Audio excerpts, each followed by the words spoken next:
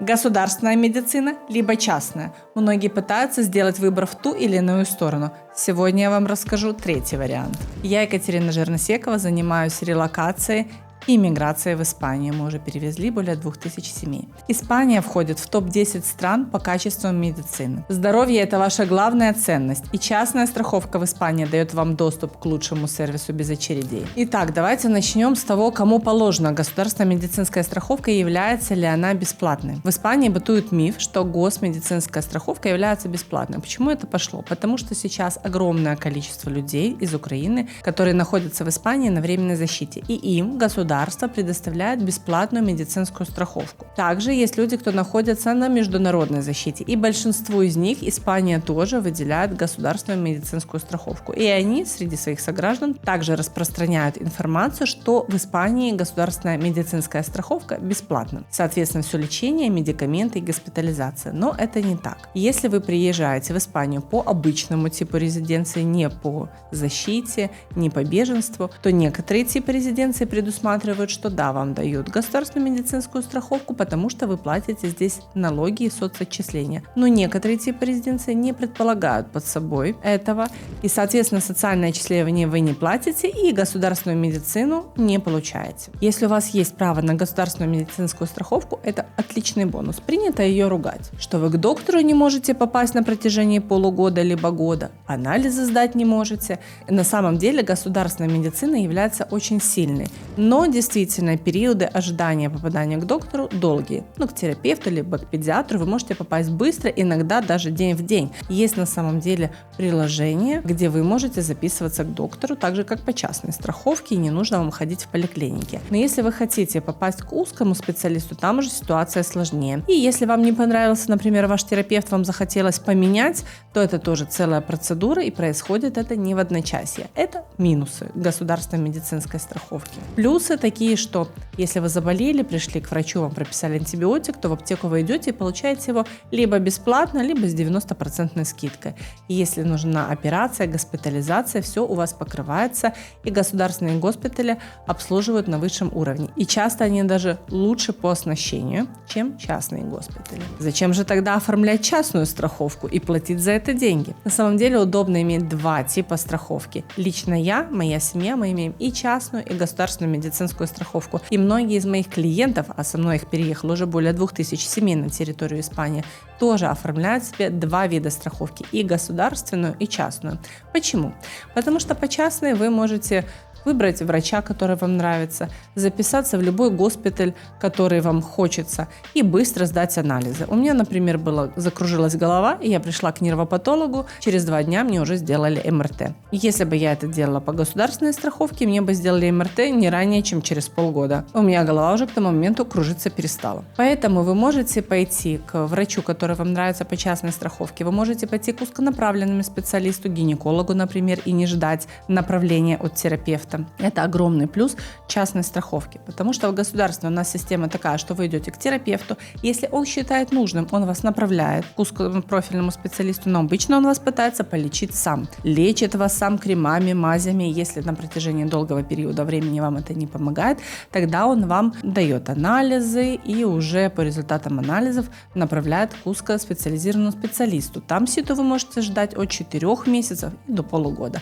Со своим старшим сыном, и у меня была именно такая ситуация. У него аллергия, мы пошли вначале к частному аллергологу, его там сразу же обследовали, уже имея на руках анализы, мы пришли к нашему педиатру, а она уже ничего не могла сделать, потому что анализы есть, видно, что аллергия сильная, и направила к аллергологу. Но так как это была не экстренная ситуация, то мы около 5 месяцев ждали ситу к аллергологу. Но зато, когда вы уже попали в эту систему, сейчас каждые полгода мы регулярно ходим к аллергологу, нам ситы выдаются сразу же, то есть попали сегодня, ситу на через полгода нам уже выдают автоматически сразу на следующий визит.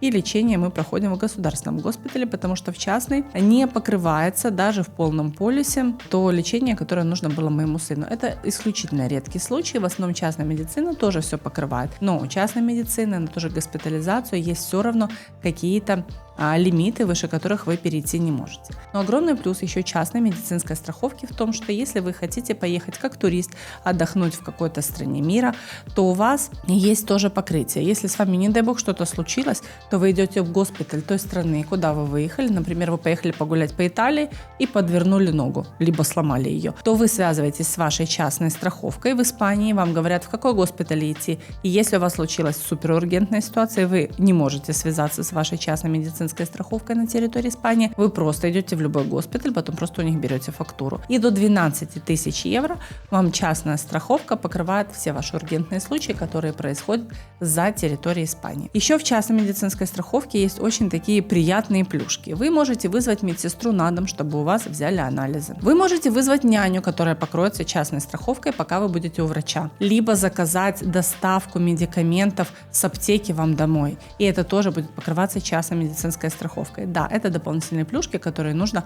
выбирать при оформлении вашей страховки. У моей клиентки не так давно был случай, что она заболела в субботу. И идти в госпиталь ей абсолютно не хотелось. И в частной страховке есть возможность онлайн пообщаться с доктором. Либо это будет видеозвонок, либо просто в переписке, если вы, например, знаете, что вам нужно, да, когда у вас какая-то хроника. И она написала доктору с приложения Sanitas. С ней связались, сразу же ей выписали рецепт. Она заказала медикамент через приложение Sanitas в аптеке, его же оплатила. Ей не нужно было ехать ни в какую ургенцию. Это очень удобно. Поэтому на самом деле я для своей семьи и для своих клиентов всегда рекомендую иметь два типа страховки. Частная, вы быстро попадете к любому специалисту, вы быстро попадете на обследование, и это не будет затягиваться на месяцы или даже годы. Госстраховка хороша в том случае, если у вас какие-то выявили серьезные заболевания, та же онкология, сахарный диабет, какие-то заболевания, которые у вас были до еще того, как вы приехали в Испанию, потому что ни одна частная страховка вам не покроет ваши заболевания, которые у вас были до вашей покупки страхового полиса. Государственная покрывает все. Я для вас могу провести бесплатную консультацию по страховке, по оформлению частной страховки. Пишите мне ключевое слово «медицина» на мой мессенджер, либо в WhatsApp, либо в Instagram, на мой сайт, и мы с вами проведем ознакомительную консультацию. Еще важный момент, что некоторые виды на жительство в Испании требуют обязательного оформления частной страховки. Это такие резиденции, как ноу-лукратива, без права на работу, либо digital nomad, но когда вы идете как в найме, потому что у вас тогда не предполагается наличие государственной медицинской страховки. Будьте внимательны, потому что там нужно выбрать правильный полис с правильным покрытием и без периодов ожидания. Для студентов, кто хочет сюда ехать, это тоже важный момент, и для них есть отдельный тип страховки. Выбор страховки – это ответственное решение, от которого зависит ваш комфорт в Испании. Если вам нужна помощь в подборе идеального полиса, переходите по ссылке и записывайтесь на мою консультацию. До встречи! Ставьте лайки, пишите комментарии и подписывайтесь для того, чтобы не пропустить следующие полезные и информативные выпуски.